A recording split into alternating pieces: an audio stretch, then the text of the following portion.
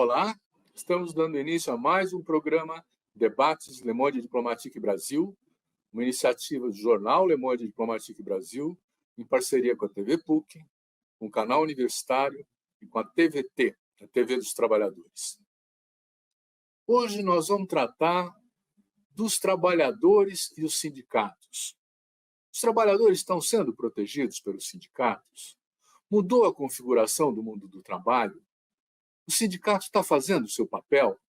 O que a gente pode esperar deles? Como é a relação do sindicato com o governo? Quer dizer, tem uma série de questões aí que estão abertas, que estão sendo exploradas e que vão determinar o grau de aceitação dos direitos do trabalho e de como eles vão ser respeitados ou não. Para tratar desse tema, nós convidamos um especialista nessa área, que eu vou apresentar para vocês agora. Eu quero apresentar para vocês alguém que já esteve conosco aqui antes, que é um prazer tê-lo de novo, o Clemente Gans Lúcio. O Clemente é sociólogo. Ele, durante mais de 15 anos, foi diretor técnico do DIESE, Departamento Intersindical de Estatística e Estudos Socioeconômicos, um organismo financiado, defendido pelos sindicatos para poder facilitar, apoiar as negociações e a prática sindical. O Clemente também é professor da Escola DIESE de Ciências do Trabalho, foi membro do Conselho de Desenvolvimento Econômico e Social da Presidência da República, é membro do Conselho de Administração do Centro de Altos Estudos Brasil Século XXI e hoje ele é consultor de sindicatos e centrais sindicais. Muito bem-vindo, Clemente, é um prazer tê-lo aqui de novo. Vamos começar a nossa conversa? Ou você quer fazer alguma observação em relação à minha apresentação? Às vezes eu falho em alguma coisa. Não, primeiro é um prazer estar com você, Silvio, com aqueles que nos acompanham aqui no programa do Le Monde. É uma alegria estar mais uma vez aí conversando, trocando ideias. Na apresentação é isso mesmo, só dizer que eu voltei para o Conselhão, o governo do presidente Lula Alckmin recolocou o Conselhão, o famoso Conselhão. Eu voltei para o Conselhão, fui convidado novamente a integrar o Conselhão, agora também estou no Conselho Deliberativo da Oxfam Brasil e atuando aí em algumas ações conjuntas com outras organizações não governamentais. Mas é isso mesmo, estamos aí junto para, fundamentalmente, pensando o sindicalismo e as tarefas dos sindicatos aí nas mudanças no mundo do trabalho. Bom, obrigado pela retificação, complementação. Vou começar com uma questão complexa, Clemente.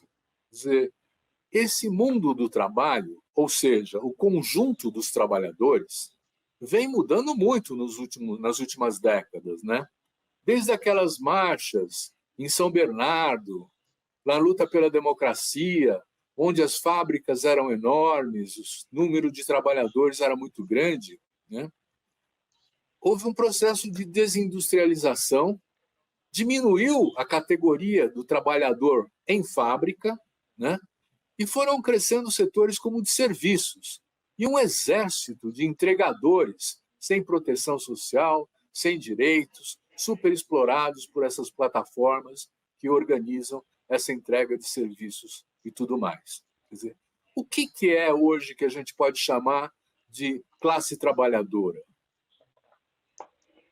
Olha, Silvio, essa é uma questão fundamental, porque, inclusive, o desafio do movimento sindical é responder a essas mudanças, aquilo que está acontecendo no mundo do trabalho.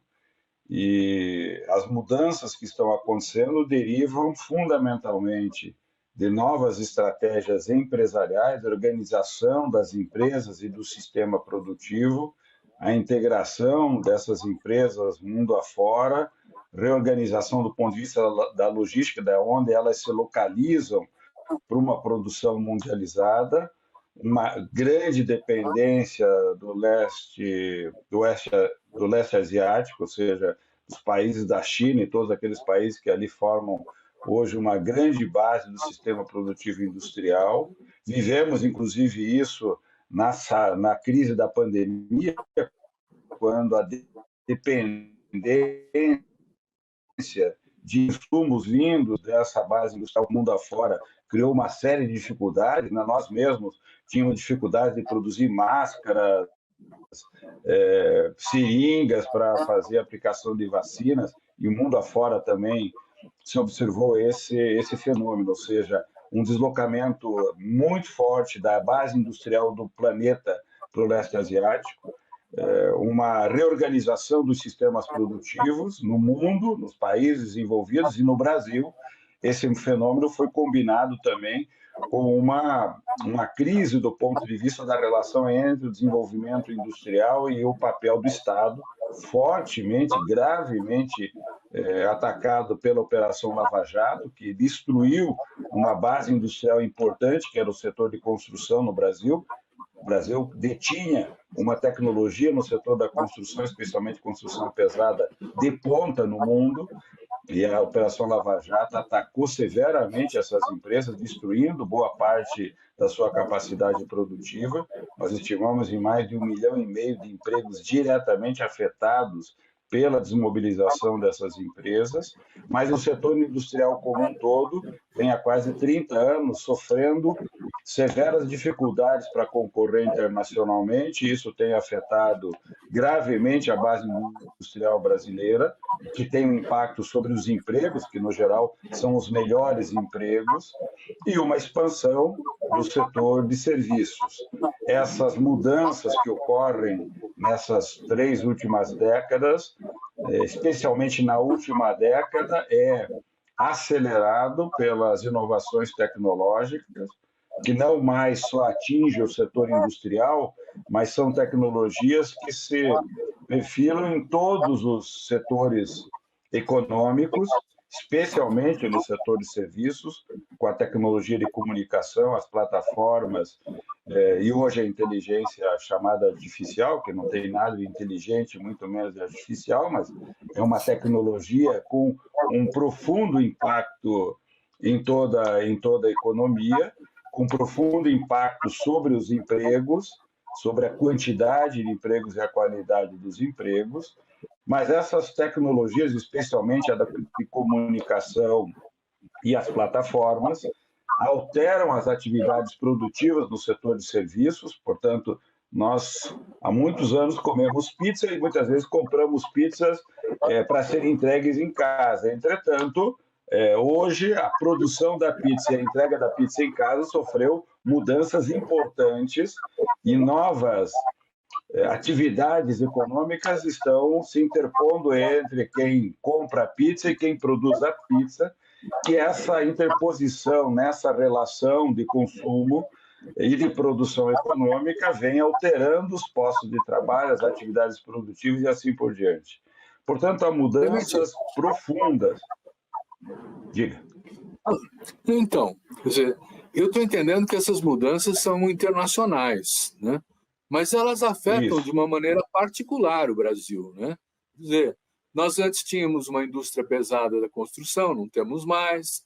Nós temos o agronegócio crescendo cada vez mais no PIB brasileiro e tornando nossa economia mais voltada para a exportação de commodities, né? Como é que você vê o Brasil no mundo? Porque eu vi uns números que me assustaram.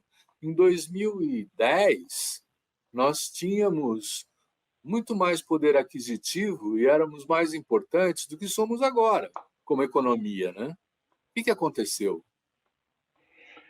Olha, tem uma parte importante dessa mudança é que a nossa participação no produto econômico agregado do planeta, ou seja, a nossa participação na produção econômica global vem se reduzindo, especialmente porque nós estamos perdendo competitividade na produção e na agregação de valor, ou seja, na industrialização.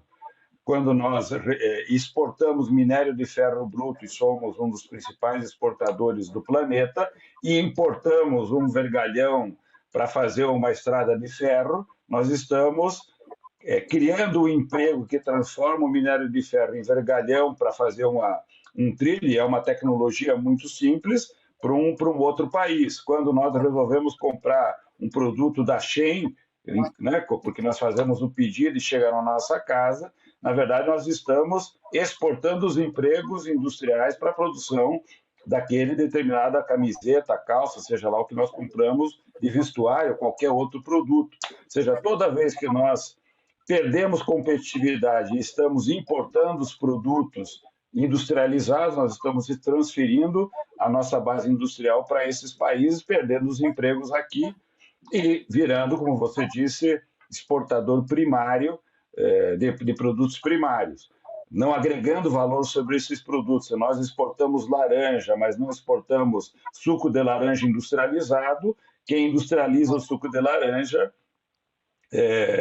acaba agregando o valor, né?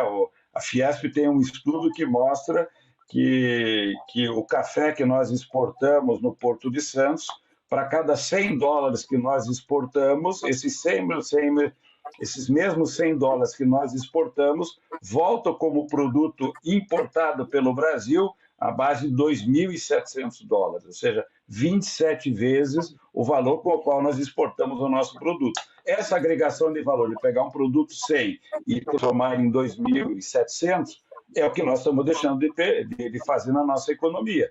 Boa parte. Se nós deixamos de fazer e vamos pagar o salário com 100 e não em 2.700, nós vamos ter os piores salários, os piores empregos, os melhores salários e os melhores empregos em outra economia. Se isso está disseminado em toda a estrutura produtiva, e o está, por isso, no governo, inclusive Lula, essa agenda da neoindustrialização é uma agenda fundamental, por qualquer possibilidade de uma transformação estrutural do ponto de vista econômico e social e também ambiental, passa necessariamente por nós termos uma capacidade de agregar valor, portanto, de transformar os nossos produtos do ponto de vista industrial, e é isso que vai gerar bons empregos, bons salários, inclusive pressionando para o setor, mais vamos chamar da base da cadeia produtiva, no setor, por exemplo, agropecuário, a também fazer ofertas salariais melhores, na medida em que a indústria oferece postos de trabalho e salários melhores e, portanto, faz com que aqueles trabalhadores que estão no campo também tenham a possibilidade de ter uma oferta salarial melhor.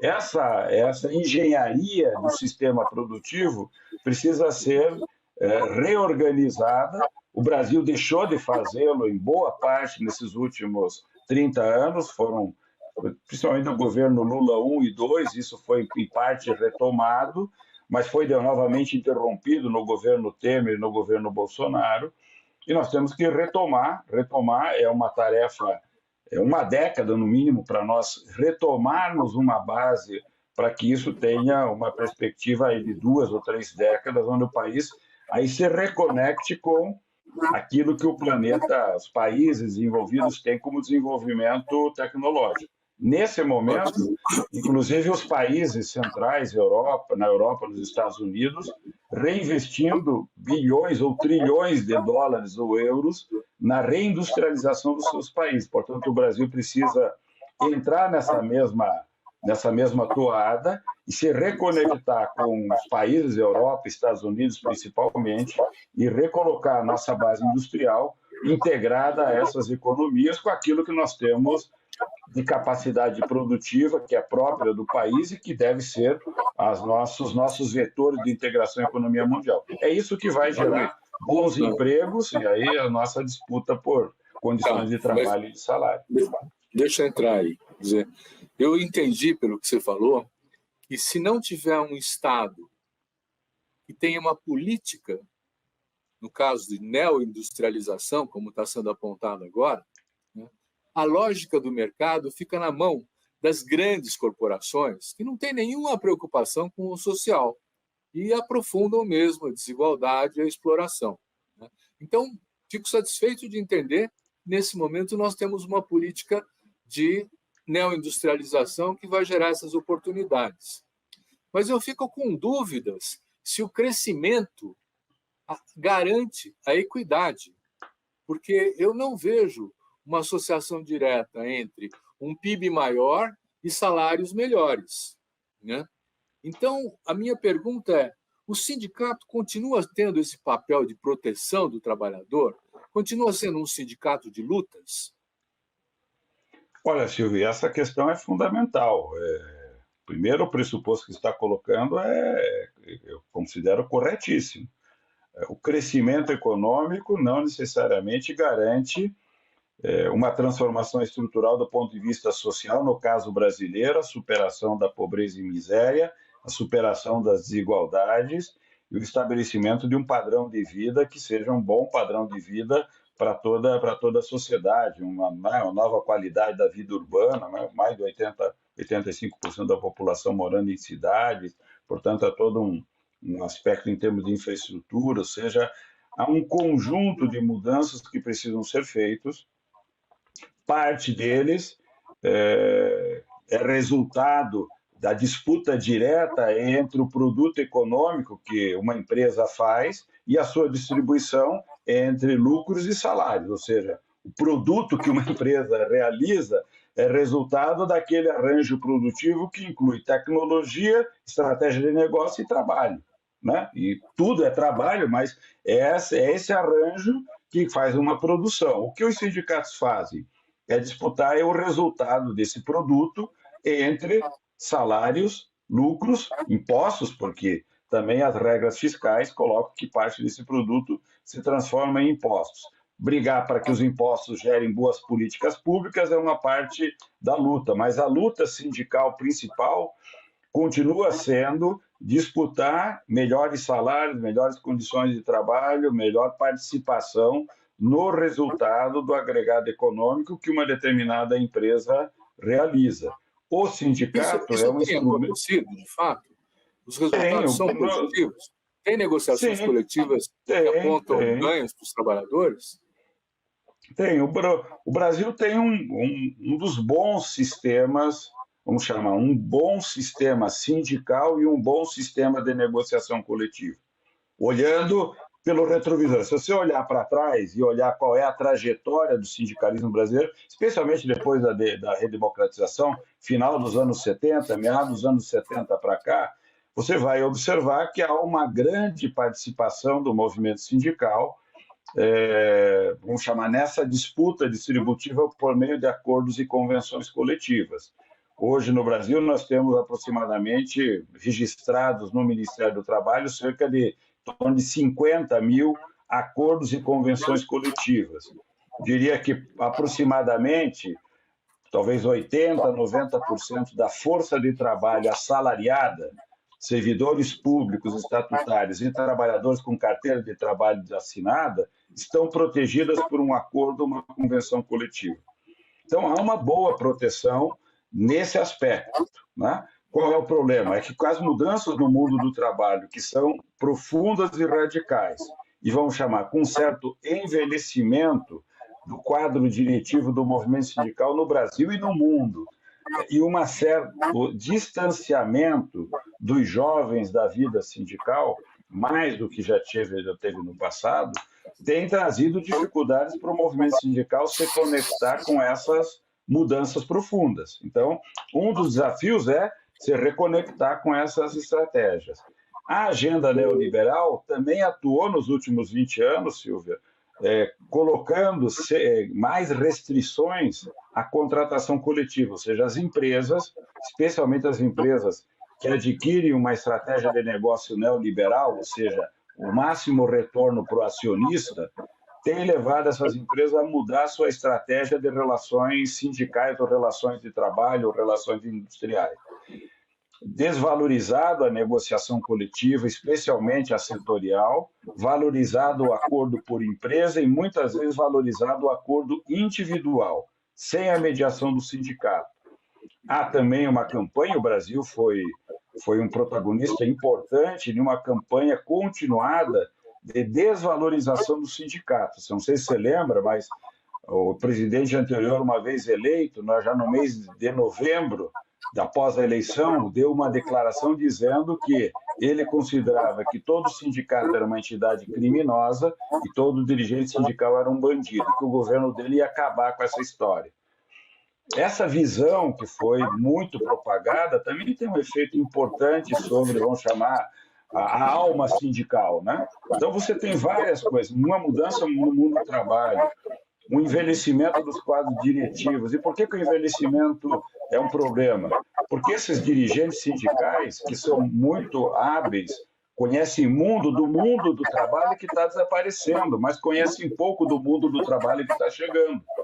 Eu brinco com os bancários dizendo: vocês sabem fazer greve com agência bancária, mas como é que faz greve com 150 mil bancários em home office? Ninguém sabe como fazer uma greve com 150 mil, mas tem que descobrir.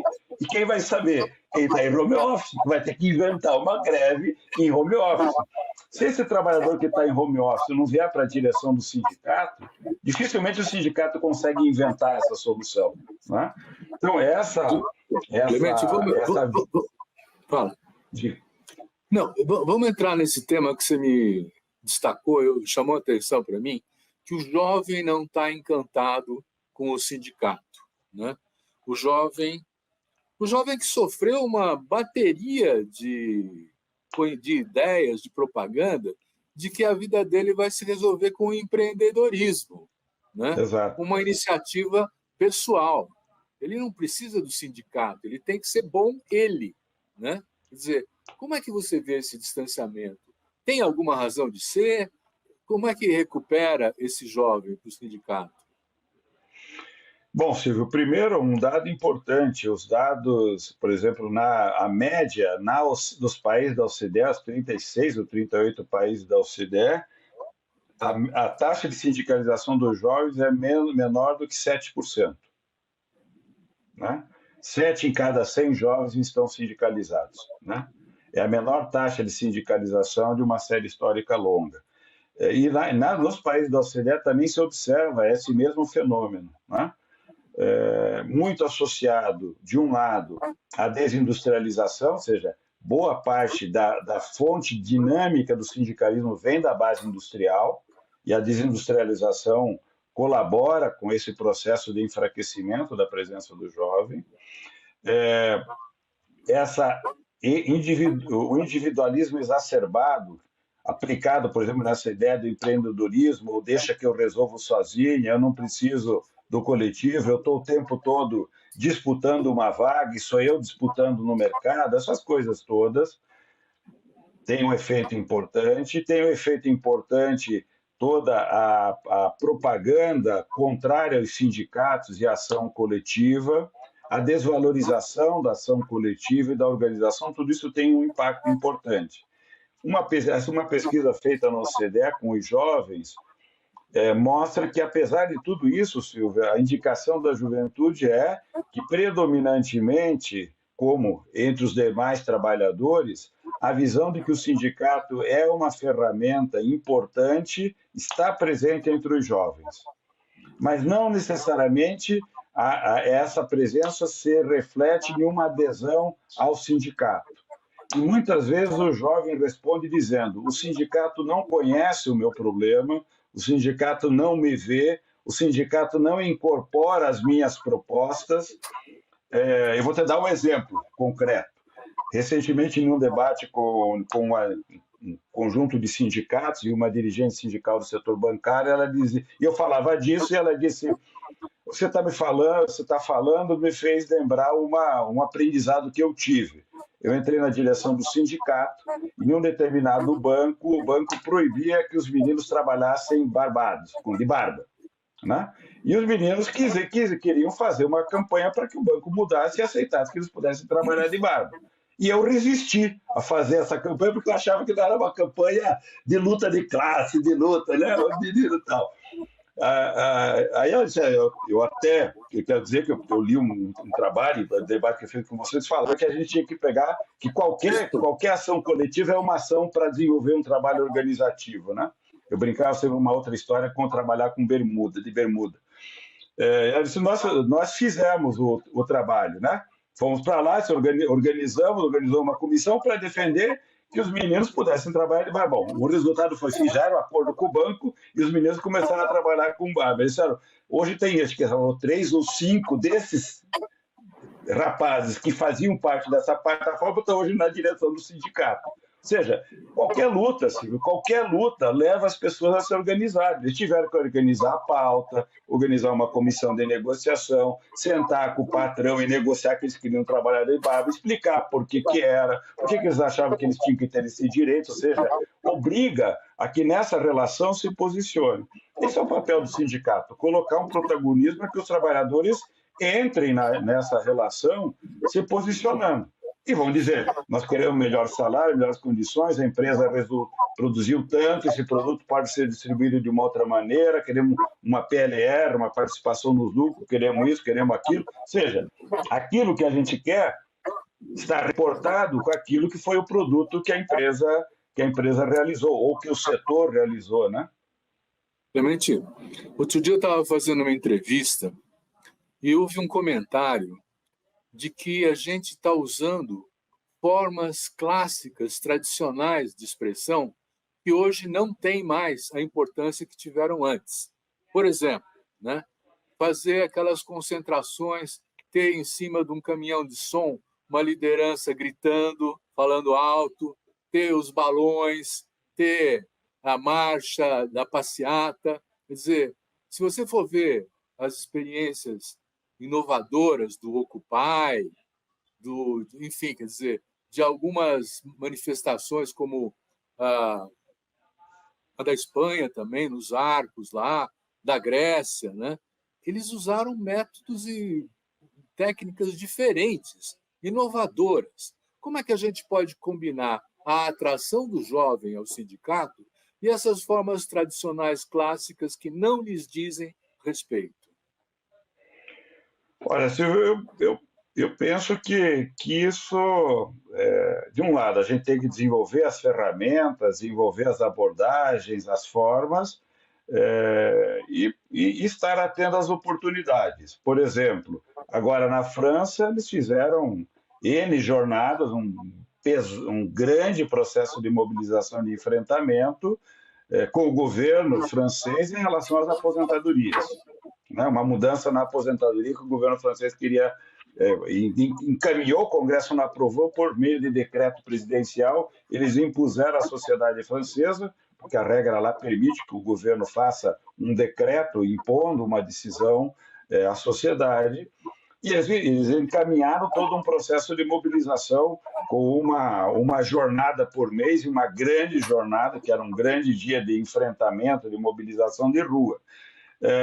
A expressiva maioria dessa participação eram dos jovens, né? Dos jovens que normalmente não estão nessa luta. Né? Os jovens aparentemente não estariam preocupados com a aposentadoria, porque é uma coisa que vai se colocar no fim da vida, e no geral a juventude tem maior dificuldade de se comprometer de partida com a contribuição para o sistema previdenciário, estava na linha de frente. E esse processo de luta foi encampado, se veja, lá no caso da França, lá tem 3 centrais sindicais grandes, né? A central sindical mais à direita foi que encampou essa bandeira. E durante o processo de luta, ela se transformou na central sindical mais à esquerda. E virou a maior central. Ela era a terceira maior central e se transformou na maior central francesa. Então, um processo de luta que ninguém planejou, organizou, transformou uma mobilização que aparentemente era pequena em uma grande mobilização. Nem o governo francês esperava aquilo, né? E transformou a própria estrutura sindical. Bom, essa central sindical acabou de fazer um congresso recentemente e elegeu a primeira secretária, que é o cargo máximo da central, uma mulher. Pela primeira vez, uma mulher vai assumir o cargo máximo daquela central na França. Então, é um conjunto de, provavelmente, as chapas, as direções dos sindicatos vão receber o afluxo de muitos jovens que vão se participar. Portanto, foi um processo de mobilização de rua, provavelmente usando uma série de tecnologias de comunicação, de WhatsApp, mensagem, trocas, né?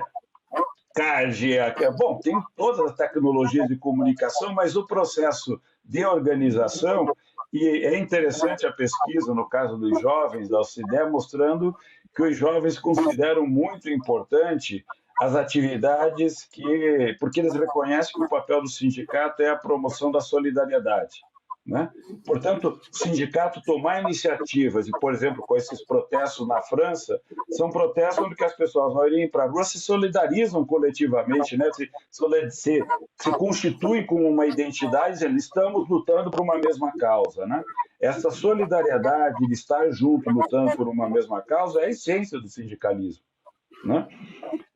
Portanto, é sim verdade que a linguagem precisa mudar, porque tem que ser a linguagem que comunique com essa nova força de trabalho, com esse novo mundo. É o problema que a família vive, que o pai vive com o filho, que a mãe vive com o filho, o pai vive com a filha, ou seja, a dificuldade muitas vezes da comunicação se expressa em todos os ambientes. As empresas também estão tendo que reaprender a conversar com os jovens trabalhadores, porque elas não necessariamente conseguem coordenar o processo produtivo com aquela linguagem antiga, que é a linguagem com a qual nós aprendemos a conviver em sociedade, nós, né? Mas os nossos filhos e netos estão aprendendo a conviver em sociedade com uma outra linguagem, diferente, né? O sindicato vai ter que incorporar isso, não tem saída, né? Aí eu vejo uma relação entre o processo de educação e a entrada no mundo do trabalho, né? Quer dizer, se você tem uma formação técnica, profissional, é uma coisa, você entra tendo aprendido aquela especialização. Se você tem uma formação mais ampla, que inclui uma formação humanística, né, você tem uma outra visão de mundo, mas você está menos preparado para entrar no mundo do trabalho. Os sindicatos têm discutido a educação no Brasil. Eu queria lembrar, por exemplo, que o MST tem 2.000 escolas nos seus assentamentos, né? Eles estão preocupados em botar um conteúdo na formação que seja um conteúdo ligado com a vida e os problemas que eles têm. Como é que os sindicatos estão fazendo isso? Olha, Silvia, no Brasil, quer dizer, nós temos experiências de sindicatos que se dedicam à questão da educação, e não estou falando de sindicato de professores, não, falando de metalúrgico e assim por diante. O Brasil já teve uma participação muito mais incisiva do sindicalismo na questão da formação profissional, especialmente. Diria que hoje há um distanciamento. O tema da educação, especialmente da educação profissional, nunca foi uma prioridade do nosso sindicalismo. Por um lado, diferente, por exemplo, de vários países da Europa, no qual o investimento em formação profissional faz parte da agenda da contratação coletiva. Quando um sindicato fecha um acordo coletivo, uma convenção coletiva, o tema da formação profissional faz parte desse acordo nesses países, inclusive com atribuições aos sindicatos do ponto de vista de plano, carreira e qualificação profissional. Isso não é um jeito com que no Brasil, essa questão é tratada. A agenda da formação profissional não está presente, no geral, na educação, na contratação coletiva. Tem até casos onde você tem liberação para fazer formação, coisas assim, mas não é uma agenda central. Essa é uma debilidade do nosso sistema. Nós estamos, inclusive agora, no país, revendo a legislação que altera a educação no ensino médio. E agora, então, isso tudo tem relação direta com, vamos chamar, o imediato. Agora, o fundamental, Silvio, é que as mudanças tecnológicas que estão acontecendo no mundo do trabalho, quem está olhando para isso, está dizendo que será fundamental uma mudança também disruptiva no processo de educação, ou seja, na presença das crianças e dos jovens no espaço da escola. A tecnologia, a inteligência artificial vai alterar de maneira radical o que é o espaço da escola, o que é o espaço da interação, de ensino e aprendizagem, e, portanto, há uma nova concepção a ser desenvolvida.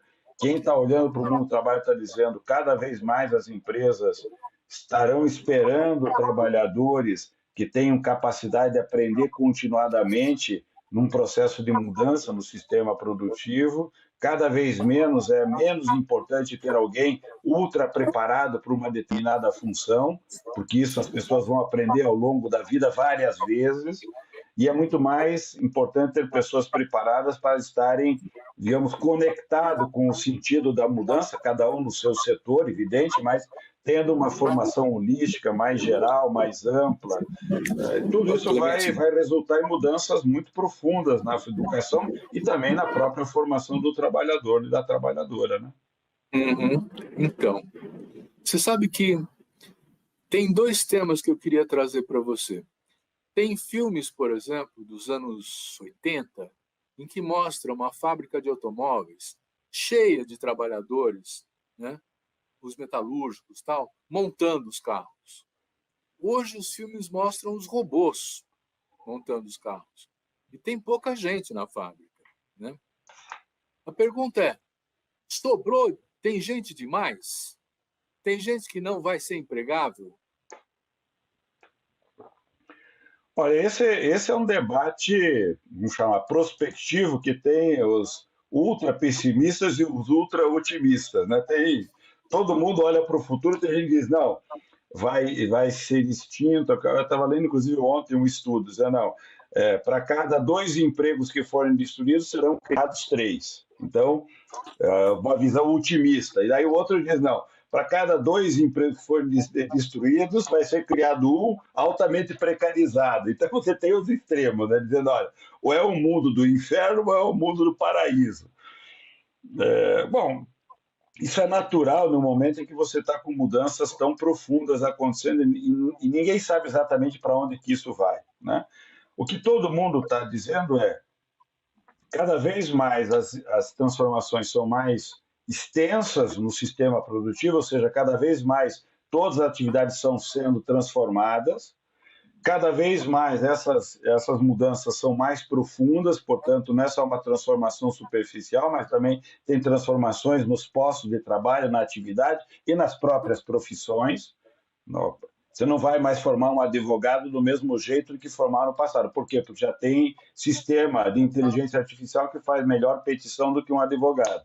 Então, o advogado vai ter que aprender a trabalhar de uma outra forma, sabendo que tem uma inteligência artificial programada para produzir petição, né? Então, ele vai ter que interagir com esse tipo de tecnologia, né? Então, as mudanças elas são profundas, elas são extensas e a velocidade é cada vez maior. Portanto, você está o tempo todo processando. Por isso, nós, por exemplo, temos que pensar um sindicalismo com alta capacidade de incidência em tempo real. Diferente do passado, em que você pensava, não, eu vou ter uma estratégia de 10 anos para fazer uma determinada constituição de um arcabouço protetivo para uma relação que vai durar 100 anos. Não. Essa relação pode durar 1 mês, 1 ano, 2 anos, ela pode mudar durante esse ano. Ou seja, nós temos que ter uma capacidade de incidência em tempo real para disputar com as empresas as inovações, regular a implementação dessas inovações na empresa, proteger os empregos, portanto, onde o emprego for afetado, qual é a mudança que afeta, qual é a formação, se o posto de trabalho vai ser extinto, como é que essa pessoa é realocada, de que jeito que ela vai ser inserida de uma outra maneira nessa empresa ou em uma outra, ou seja, isso tem que passar a ser algo que o sindicato toca todo dia. Por isso que, inclusive, as centrais têm insistido em que nós precisamos modernizar o nosso sistema e dar aos sindicatos e à negociação essa capacidade de incidência em tempo real. Nós não podemos continuar com essa estratégia, olhando pelo retrovisor, aquilo que foi sucesso no passado. O nosso presidente é fruto, inclusive, desse sindicalismo no final dos anos 70, que vai para a rua, que vai para, né, no meio da ditadura, no fim da ditadura ali, enfrentar, inclusive o regime militar, dizendo, nós queremos negociar, mas o resultado daquela ação é um padrão de regulação de acordo e convenção coletiva para um determinado tipo de mundo do trabalho, né? Se o Lula fosse fazer hoje o acordo que ele fazia no final dos anos 70, esse acordo está dado ao fracasso. Por quê? Porque a dinâmica do mundo não permite que aquele acordo resolva o problema que está presente. É também um acordo, é também uma ação sindical, é também uma negociação coletiva, mas é com o objeto, né, com um assunto, com questões, com desafios, com problemas novos, com um trabalhador com outra cabeça, com um trabalhador. Eu tenho dito, por exemplo, a gente pensa sempre o sindicato por categoria, o sindicato dos metalúrgicos, o sindicato dos bancários. Se você vai falar com muitas dessas diretorias, eles pensam a política dos bancários é para manter o trabalhador bancário, que começa como bancário e se aposenta como bancário, né? Quem está olhando o mundo do que está acontecendo está dizendo essas pessoas não serão mais bancários do resto da vida. Pelo contrário, ser bancário, metalúrgico, é tudo ocupações transitórias. Por quê? Porque as pessoas vão circular, né? E pior, muitos deles, com a precarização do mundo do trabalho, talvez tenham mais de 2 ou 3 atividades laborais ao mesmo tempo. Então, o Silvio está trabalhando como metalúrgico, como servidor público e como bancário, né? Ou entregando pizza no final de semana. O que você é? Você é metalúrgico, bancário, servidor, entregador? O que você é? Então, o sindicato pensado por categoria, logo, logo, talvez já não faça muito mais sentido. Você vai ter que pensar o sindicato dos trabalhadores, de todos os trabalhadores, que vai proteger o Clemente e o Silvio na atividade laboral que ele tiver o tempo todo, né? Então, é uma outra estratégia de pensamento da organização sindical, né? Isso existe em algum lugar do mundo? Esse movimento? Não, esse sindicato para todos os trabalhadores. Sim, por exemplo, os finlandeses agora, recentemente, estão mudando sua estratégia. A ideia da central sindical finlandesa é de que o trabalhador, ao aderir, a se filiar ao sindicato, ele vai estar afiliado ao sindicato, que é a central, que lá se organiza de uma outra maneira diferente do Brasil, dizendo você estará protegido aonde você estiver. Eles já estão trabalhando com essa ideia de que você, na verdade, protege o trabalhador e não a profissão do trabalhador. Está protegendo o trabalhador no que ele tiver. Se ele estiver ocupado, no que ele estiver ocupado. Se ele estiver desempregado, na situação de desempregado. Se for um empreendedor, se ele for um autônomo, aonde eu estiver.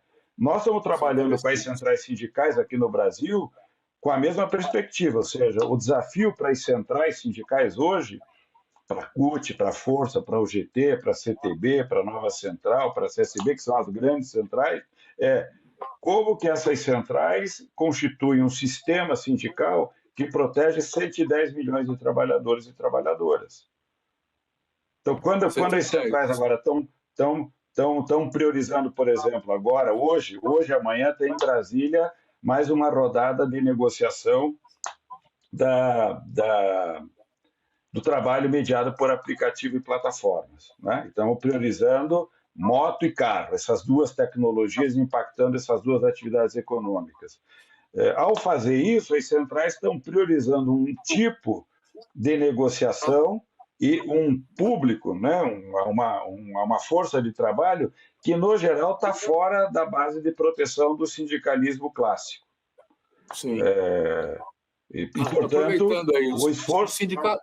Os sindicatos rurais estão juntos com isso? Estão. Nós estamos pensando um sistema, uma reorganização do sistema na cidade e no campo, os trabalhadores rurais, também para os servidores públicos. Por exemplo, para os servidores públicos, nós estamos trabalhando a ideia de que nós precisamos regular na lei o direito dos servidores terem possibilidade de fazer negociação coletiva com o Estado, com o empregador, com o prefeito, com o governador ou com o governo federal. É evidente que uma negociação no setor público é diferente do setor privado. Você não tem um produto econômico resultando no lucro e na distribuição desse produto. É uma outra negociação.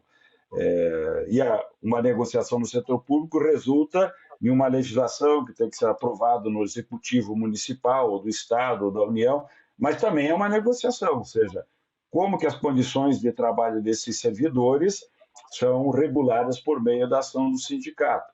Para os trabalhadores rurais, você tem os assalariados, mas você também tem os trabalhadores da agricultura familiar.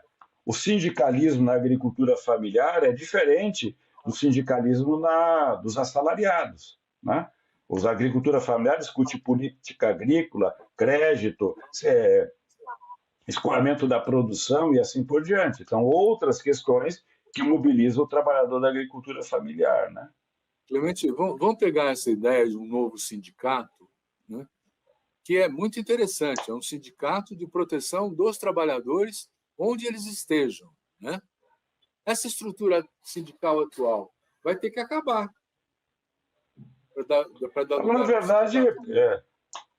o que nós estamos pensando é ter um conjunto de algumas regras de mudança do atual sistema que dê ao atual sistema instrumentos para ir processando essas mudanças, na medida em que efetivamente novas práticas vão se estabelecendo. Nós estamos pensando que nós temos que dar muita força à negociação coletiva e, portanto, dizer para os sindicatos: vocês têm que resolver esses problemas. Na medida em que você dá o empoderamento para a negociação e diz é o sindicato, porque o nosso sistema diz é o sindicato que pode fazer uma contratação coletiva e um contrato coletivo tem validade de lei, portanto, ele pode ser executado, inclusive, diante da justiça. Esse sindicato vai ter que olhar para os problemas reais e vai ter que imaginar formas de organização desse mundo real. A nossa visão é que, ao se colocar diante desses problemas, você precisa ter no sistema sindical instrumentos que ajudem o sindicato a ir se reorganizando para fazer frente a esse mundo. E esse esforço de fazer frente ao mundo, na minha visão, olhando 10, 20 anos para frente, vai levar essas organizações a se reestruturarem. Então, não é acabar isso, mas, na verdade, é uma mudança. Como se a empresa acaba, as empresas estão se transformando. Os sindicatos também vão se transformar a partir dos fundamentos que continuam sendo da solidariedade, da disputa distributiva, do papel de proteção coletivo, de ser um escudo das práticas, muitas vezes, antissindicais que as empresas fazem, ou de coerção, coação do trabalhador, ou seja, esses papéis continuam presentes para o movimento sindical, mas em um novo mundo.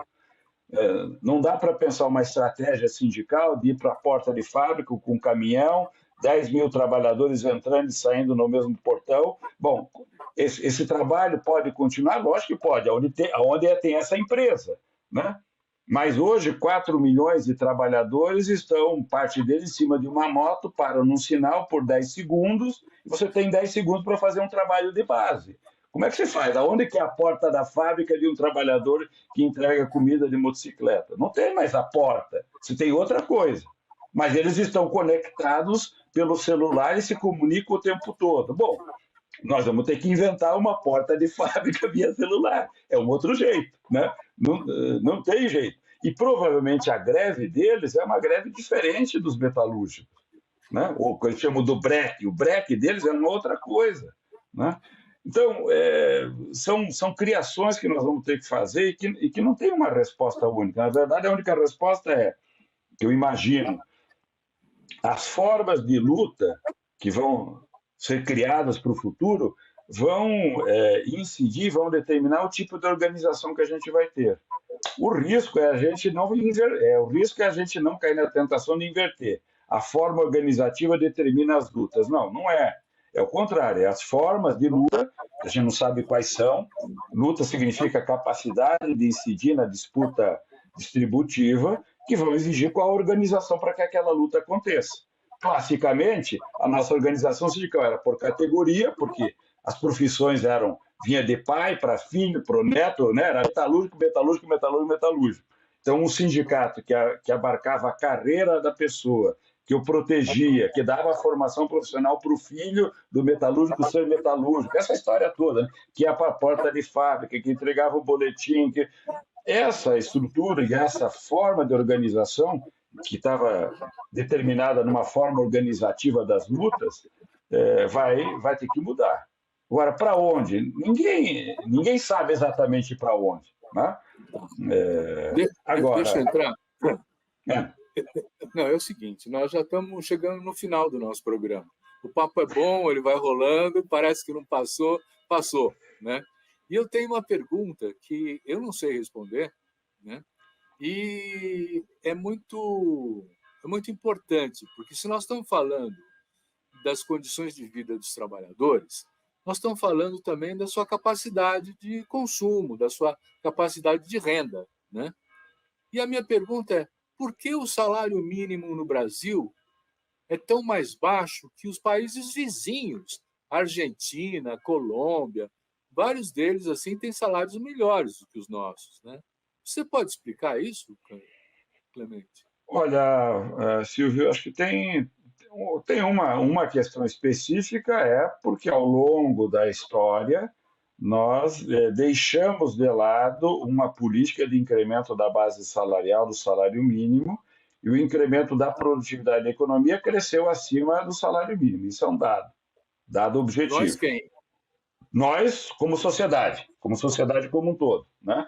Delegamos uma parte disso aos sindicatos por meio da negociação, e deixamos isso estagnado. Em parte, isso foi, digamos, eficaz para justificar uma economia de baixa competitividade, o que nós fizemos nos últimos 30, 40 anos, e, portanto, sem pressionar, porque na medida em que o salário de base cresce, você pressiona as empresas a ganharem produtividade, porque é a forma com a qual elas vão responder a uma participação maior dos salários. Se o salário cresce, ela é mobilizada para aumentar a produtividade. Então, a verdade é o que eu tenho dito por aí é nós formamos um acordo na sociedade da chamada produtividade espúria, que é a produtividade em cima do arroxo e das condições do arroxo salarial e das condições do trabalho. Então, precarização, alta informalidade, alta rotatividade, isso faz parte do nosso sistema. Sair desse sistema para um sistema de alta produtividade, bons empregos e bons salários é uma mudança radical em relação ao que nós vivemos nesses anos, esses últimos 3, 4 décadas, né? E isso vai exigir um acordo na sociedade, um antigo acordo empresários, trabalhadores, governo.